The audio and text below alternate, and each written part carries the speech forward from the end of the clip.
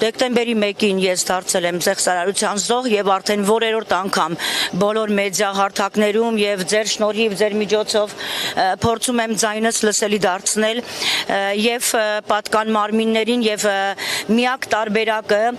մենակ չպայքարելու եւ ամուր ձեռքը բռնողի, ինչպես ասում են, ներկայացավ, հանդիսացավ, իր զորակցությունը հայտնեց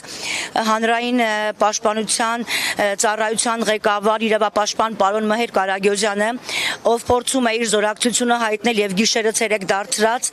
փորձում է հնարավորինս անել ամեն ինչ, որպեսզի խաբված քաղաքացիները մենակ չլինեն, որովհետեւ կան արդեն դատական հայցեր եւ ոմանք արդեն կանգնած են իրենց տունը բնակարանը կորցնելու եզրին։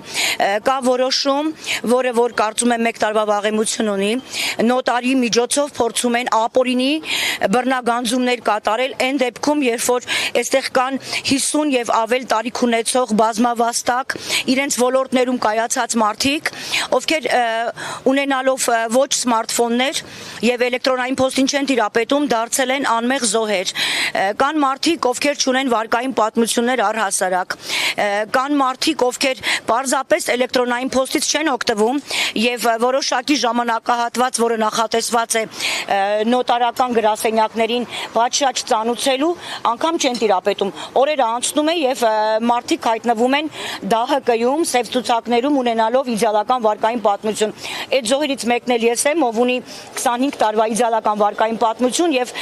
պարզվում է, որ ID բանկի եւ իդրամի թեթև ձեռքով կարող եմ կորցնել իմ 25 տարվա իդեալական վարկային պատմությունը։ Ես խնդրում եմ, պահանջում եւ հորդորում կենտրոնական բանկը հանդիսանում է հսկող օղակ բոլոր ոչ առևտրային բանկերի։ Ես պահանջում եմ նաեւ հանրապետության գլխավոր դատախազին, ով օրեր առաջ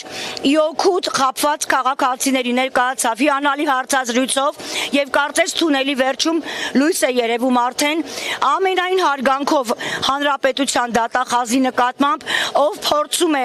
կենտրոնական բանկի վրա ավելի կոշտ միջոցներ ձեռնարկել, որպեսզի այս մարդիկ այս մղձավանջից օր առաջ դուրս գան։ Դերևս այսքանը։ Կներեք, բոլոր բանկերի դիմաց նաև դատախազության դիմաց հիմա այստեղ ներկայացնում եք ձեր պատմությունները, սակայն ձեր ակնկալիքը ո՞րն է։ Այստեղ պատմեք ձեր պատմությունները, որովհետև ըստ էության դուք խոսում եք, մենք լսում ենք, բայց ձեր գործը առաջ չի գնում։ Կենտրոնական բանկը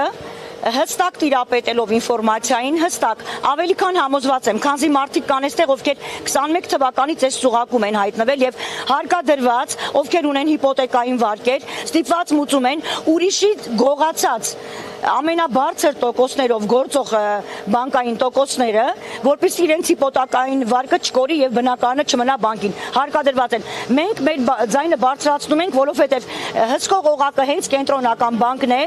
եւ ինչով են զբաղված այս մարդիկ։ Մենք արդեն 5-րդ ամիսն է պայքարում ենք եւ քար լռություն։ Իրենք շատ լավ իրազեկված են եւ ինչու 17 գործող բանկերից հատկապես մենք ահազանգում ենք եւ զանգ ենք հնչեցնում ID բանկ, Ինեկո բանկ եւ Արչին բանկ, ինչով է պայմանավորված, որ կան սողանցքներ եւ մարդիկ հենց այս բանկերի արդյունքում հայտնվում են ծուղակում։ Ինչ եք անել, օրինակ ժամկետ եք տալու իրենց ձեզ պատասխանելու համար, հանդիպում եք պահանջելու։ Ժամկետ հենց այսօրվանից արդեն մենք որոշել ենք մեր իրազեկման ակցիաները ավելի կոշտ, այլ մեթոդներ կիրառենք, որովհետեւ հնարավոր չի։ Խախտվել է մեր անդորը, խաթարվել է մեր հոգեկան վիճակը, այստեղ մարդիկ կան ուղակի դեղեր են խմում, որպեսզի կարողանան գիշերը քնեն։ Հնարավոր չի։ Անմեղ մեղավորի կարգավիճակը մեզ համար չի։ Այստեղ մանկավարժներ են, բժիշկներ են, վաստակաշատ մարդիկ, պաշտոնաթող գնդապետ, շոու բիզնեսի ոլորտի, պատկերացնում եք բժիշկ ուզում է գնա աշխատանքի եւ նամակ է ստանում, շնորհավորում ենք, ձեր 9 միլիոն վարկը հաջողությամբ հաստատվել է։ Այդ մարդը կարող է վիրահատություն անի։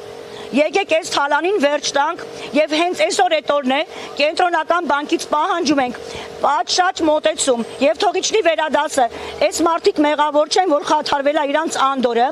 այս մարդիկ մեղավոր չեն, որ չկա պատշաճ վերահսկողություն ոչ առևտրային բանկերի հանդեպ եւ այս մարդիկ ուզում են, այս վաստակաշատ մարդիկ, ովքեր ունեն հետագից իրենց ոլորտներում բոլորը հայտնի մարդիկ են, ուզում են խաղաղ ապրել իրենց հայրենիքում։